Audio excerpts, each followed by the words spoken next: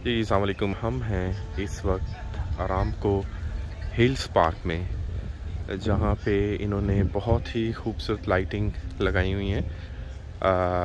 दरख्तों को different colours की लाइटिंग के साथ सजाया हुआ और बहुत ही खूबसूरत लग रहा है। बहुत ही धीमा धीमा सा लाइट रिदम में और बहुत ही प्यारा पुरसुकून सा लग रहा है। बहुत ठंडी हल्की हल्की हवा चल रही है और ये अतराफ़ में इन्होंने कुछ लाइटिंग लगाई हुई है।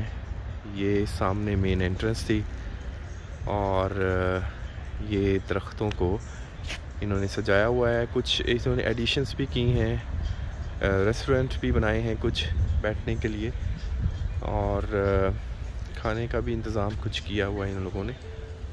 लेकिन ये लाइटिंग जो हैं ये बहुत खूबसूरत लग रही हैं। सामने वाटर पॉन्ड है, पॉन्ड को भी देखेंगे, चेक करेंगे। लेकिन माशाल्लाह ये देखें, माशाल्लाह कितनी खूबसूरत लग रही हैं ये लाइटें।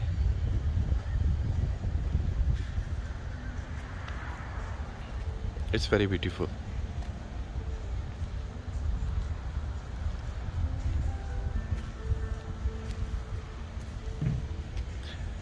और बैकग्राउंड में बहुत ही लाइट धीमा सा म्यूज़िक लगाया हुआ है इन्होंने।